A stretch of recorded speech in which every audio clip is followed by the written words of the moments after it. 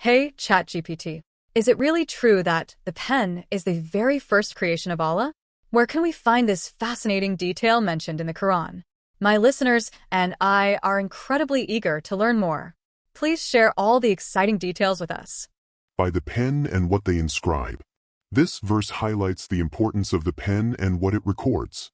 Cleophy, the Quran does not explicitly state that the pen, Qalam, is the first creation.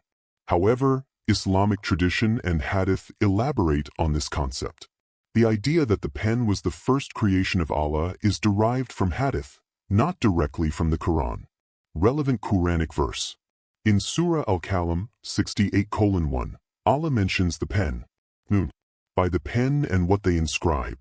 This verse highlights the importance of the pen and what it records but does not specifically state that the pen was the first creation.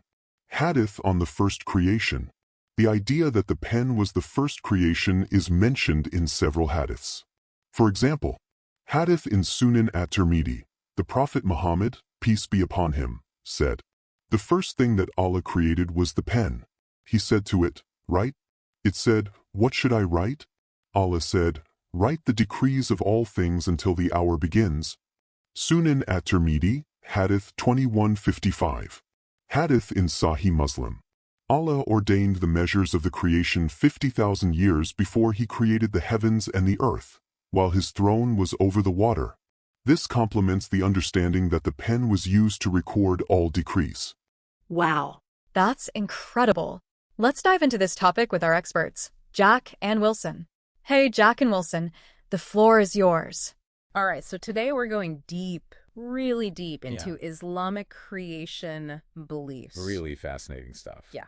So you want to understand how Islamic texts describe, how everything began. The beginnings of existence. Yeah, exactly. Especially this idea of the pen being the first creation, right? And we're going to look at how it connects to destiny, to knowledge. And even modern science. Oh, yeah, we're going there. And we're going to unpack all of that directly from the sources that you provided. Looking at it from an Islamic perspective. Exactly. It's really interesting because this concept of the pen as the very first creation. Yeah. It kind of sets the stage for understanding Islamic cosmology as a whole. Okay. The pen being the very first thing. The first thing. It signifies that even before the universe as we know it, right? Yeah. Before all of that came into being, there was already a plan. A plan, yeah. An intention, like a blueprint almost. Oh, I love that. A blueprint. And you know what? It really kind of reminds me of that saying, the pen is mightier Oh, yeah. than the sword, right? Right. But in this case, it seems like the pen is mightier than the Big Bang itself. Yeah. We've even got, this hadith, narrated by W.B. Samit, Right. where the Prophet Muhammad, peace be upon him, is quoted as saying, the first thing Allah created was the pen. Wow. He commanded it, right? He said, write. Yeah. And get this, the pen asks. Oh, wow. Oh, my Lord, what should I write? Asks, and Allah says, it's incredible. Write down destiny until the day of judgment. Wow. I mean, talk about a powerful image. It's powerful. It really is. And it really kind of highlights this idea of the supremacy of knowledge and divine decree, in Islamic thought. Right. The pen, it becomes a symbol of Allah's knowledge. Yeah. Pre-existing, right? Even before the universe. The physical manifestation of the universe. Yeah. It's like saying that before anything existed. Yeah. God already had it all planned out. Like some kind of cosmic blueprint. Yeah. There's this term that's used, pre-eternal decrees. Pre-eternal decrees. Yeah, for that concept. Wow, so it's not just about, some physical pen scratching ink onto paper. Oh. It's a metaphor. It's much bigger than that. Yeah, for something much, much grander, right? Yeah. But I have to ask, right, how does this whole idea of the pen being the first creation, how does that square with some other hadiths that we have? There are hadiths that talk about Allah, ordaining the measures of creation 50,000 years. 50,000 years. Before creating the heavens and the earth. Right. That seems like a different timeline. Totally different. Right. So how does that work? Yeah, that's a really good point. That's where it's important to distinguish between these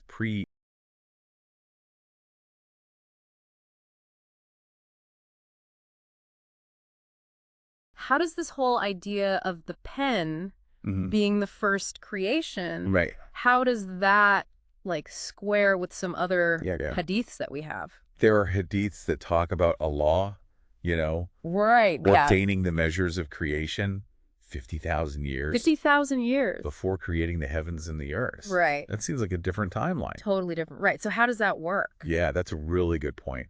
That's where it's important to distinguish between these pre-eternal decrees, you know, which represent, like we said, the blueprint, the conceptual blueprint, and the actual, like, physical creation of the universe. Okay, so two different things. Two different things, yeah. Got it. Think of it like you like what? Like building a house. Okay. Right? You have the idea for the house first. Yeah. You have a blueprint before you lay the first brick. Right. The blueprint exists before the physical house. Right. And in the same way, the pen, it symbolizes those pre-eternal decrees, the initial plans. Okay. Whereas the creation of the heavens and the earth, that marks the beginning of that physical manifestation. Okay, that makes a lot more sense now. Yeah. Yeah. So we have this pen, right? We do. But what are we talking about here? What is the pen? Yeah. Can we even imagine it? Yeah. What does it look like? That's a great question. That's where it gets really interesting because we don't actually have a concrete, like, description of what this pen looks like. Okay. It's more symbolic. You know, it's a representation of what? Of Allah's intellect and creative power. Okay. The power to will something into being. Right. But what's fascinating is that the source material actually talks about different types of pens. Oh, different types. There's Allah's pen, right? We have the angel's pens. Okay. And get this. Yeah. The human pen. Hold on, wait. Human pens too? Human pens too. So I'm guessing this isn't about like... Not about stationary. Yeah, Vic and Pilot and stuff. No. It's much deeper than that. Tell me more. It's about the power of the human intellect. Okay. Our ability to think and imagine and create. So each pen, are you saying that each pen? Each pen in its own way embodies this power to translate thought into reality. So you're saying that our ability to think and create, right, is a reflection. Yes. Like a miniature version of... Yes, a miniature version. Of that initial cosmic creation. Exactly. Symbolized by the pen. That we're, in a sense, wielding our own pens every time we make a choice. Or that's powerful. Express ourselves. Wow. Yeah. Okay. And this idea, right, it's actually emphasized even further in the Quran itself. Okay. In Surah Al-Qalam. Surah Al-Qalam. Allah swears by the pen and what they inscribe. Wow. And this surah even introduces us to something called noon. Noon. Noon. Okay, now I'm really intrigued. Look at the fascinating concept. What's noon all about? So noon is described as like this cosmic inkwell. Cosmic inkwell. Containing the fundamental elements of everything. Okay. Like the primordial soup. Okay. From which all of creation arises. So are you saying that God is like... What do you mean? Some kind of like cosmic artist then? It's an interesting analogy. Yeah, like what does that mean? What does that mean for how we understand creation? Yeah. It speaks to this creative power inherent in the act of creation. So if the pen represents the creative force and noon, right, is the inkwell with all the raw materials, what does that make the universe itself? Exactly. What is the universe? It's a canvas. The canvas is the entire universe, the canvas upon which Allah's pen is. It's a beautiful way. Writing the story of creation. To think about it. That's mind-blowing. It is mind-blowing. Okay, so we have the pen, we have the inkwell. We do. We have the canvas. Yeah. And what's even more fascinating is that this idea of noon, right? Yeah. Containing all these elements. It resonates. Okay, it resonates. With some pretty mind-blowing modern scientific ideas. Like what? We're talking about quantum mechanics. Wait, hold on. Quantum mechanics? Quantum mechanics. You're telling me that there's a connection? There are some thought-provoking parallels. Between this ancient Islamic concept of creation and our modern scientific understanding of the universe. Wow. So how so? Well, think about it, right? Quantum mechanics tells us that the universe at its most fundamental level is made up of these tiny particles. These tiny particles, these building blocks. So it's like those particles are the ink Okay. In that cosmic inkwell of noon, the raw material from which everything is formed. So the pen, the inkwell, the canvas. It all comes together. It's all coming together in this tapestry of creation. The incredible tapestry of creation, Spanning from ancient belief to modern science. Wow, that is incredible. What's even more awe-inspiring is the idea it's more awe-inspiring that we as humans are created in the image of Allah. Oh, wow. We too have been endowed with imagination, intellect, these mini versions of the cosmic pen. So while we might not be creating universes, we're still shaping our own little worlds. Writing our own stories. With the pens of our minds. With the pens of our minds. That's a pretty powerful thought. It really is. Isn't it? It is. And it's worth noting that this idea of the pen was actually used to defend the Prophet Muhammad. Oh, wow. Against accusations of madness. Of madness, Wow. Critics questioned his sanity. Yeah. But supporters argued that his mind was a reflection of Allah's perfect knowledge. Right. Just like the pen writes with certainty. Wow, that's fascinating. It is. Using the power of the pen as a symbol of intellect. Of intellect, of creative force. Yeah. A reminder that in Islamic thought, the pen isn't just a tool. It's more than that. It's a profound symbol. Intertwined with knowledge. With destiny. And the very essence of creation. So how does that all tie in with, our own individual lives? That's a great question. Yeah. And that's what we're going to explore next. Ooh, okay. We're going to delve into this idea of the human pen. Okay. And how it relates to the concepts of free will and destiny. Oh, free will and destiny. Only the framework of those pre-eternal decrees. Those pre-eternal decrees we talked about earlier. Oh my God. This is where it gets really interesting. It's already mind-blowing. Yeah. I can't wait to dive in even deeper. Yeah. This is going to be good. It is. You know, when we think about these pre-eternal decrees, it's almost like this blueprint, right? This cosmic blueprint. This cosmic blueprint, And everything has a predetermined purpose. Purpose. But what does that even mean for us humans? Right. If everything's already written, what kind of control do we really have? Where does free will even fit into all this? Yeah. Are we just actors following a script? Yeah. It's a question that's puzzled philosophers and theologians for centuries. Oh, right. I mean, it's a big question. Yeah. So in Islam, how do we understand this? It's a complex issue. Yeah. There's been a lot of debate. Okay. Within Islamic thought about this. Okay. Some interpretations really lean towards predestination. Okay. Where everything is preordained. Okay. But then other interpretations, they really emphasize human agency. Okay. And choice, within the framework of divine will.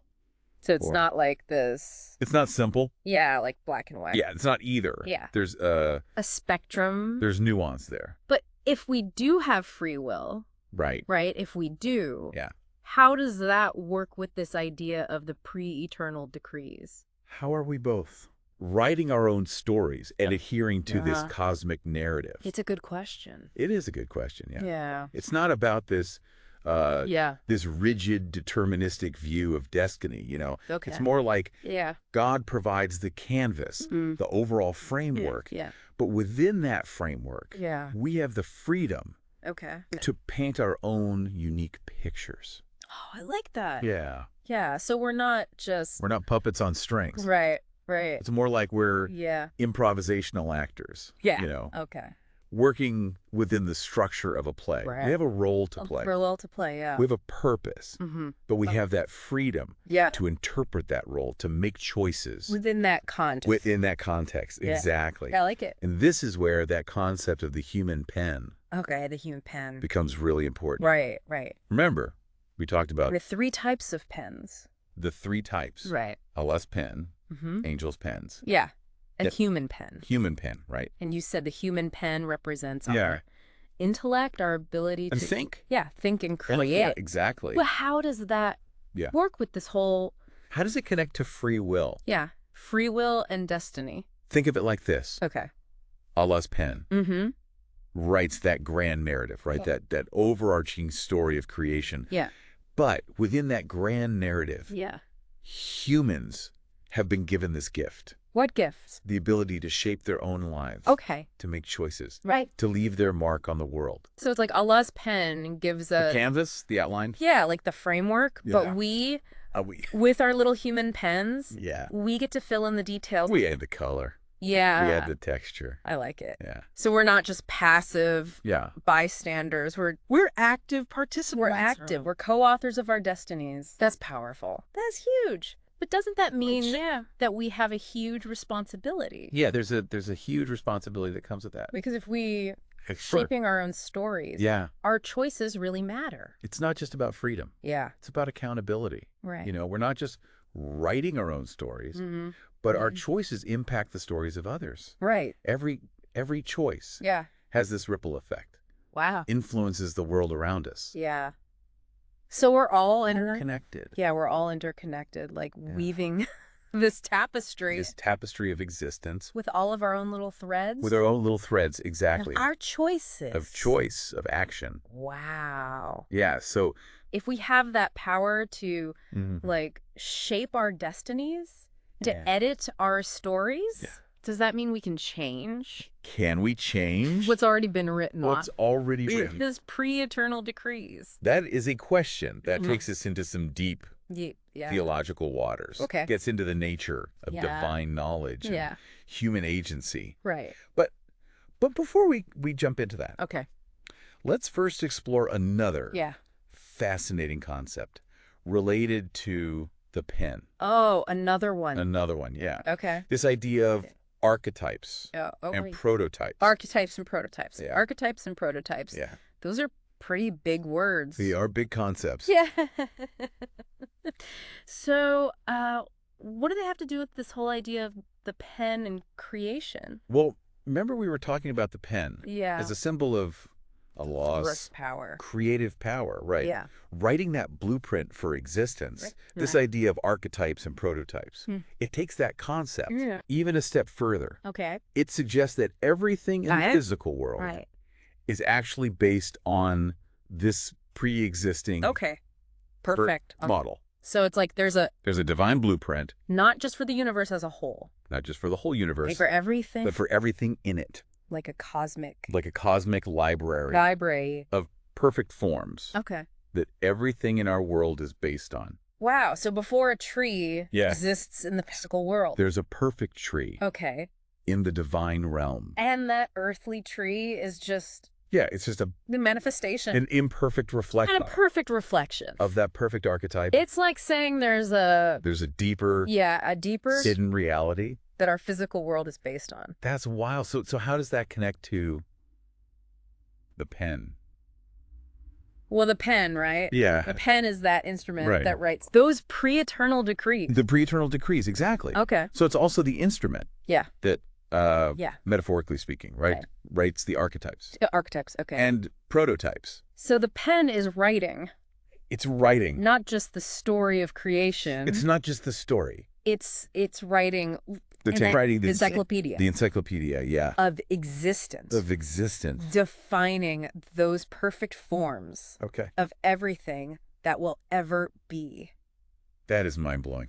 It really is. So every time we use our own pens. Yeah. Right, whether we're writing, drawing. Yeah. Even just, scribbling down notes. We're tapping into that same... That creative energy. The power to bring something new. Into existence, yeah. Wow, okay. It's a reminder that even our most seemingly mundane actions have a connection to something. Something bigger. Much larger. Than ourselves. Participating. We're participating. In our own small ways. Yeah. In this ongoing act of creation. Wow, this has been a journey. Quite the journey. We started with... We did. The pen as the first creation. And we ended up exploring everything. Pre-eternal decrees to quantum mechanics. To free will, to archetypes. To archetypes. Who knew a simple pen? I know, right? could lead to such profound reflections. It's amazing. It's amazing how these ancient concepts can still resonate so powerfully. In our modern world. Yeah, they offer a way of understanding our place. Our place, in the grand scheme of things. In the grand scheme of things. A way of connecting to something larger than ourselves. So to everyone listening, here's the takeaway. What is it? The pen is more than... It's more than... just a writing instrument. Yeah. It's a symbol of knowledge. Of knowledge. Destiny. And creative power. And creative power, And it bridges this gap between... Between what? Between cosmic? The cosmic and the human. The ancient and the modern. Yeah. It's a reminder. It's a reminder that we are... creators. Creators. Shaping our own destiny. Contributing. Contributing to that. To that ongoing story. Ongoing story, Of existence.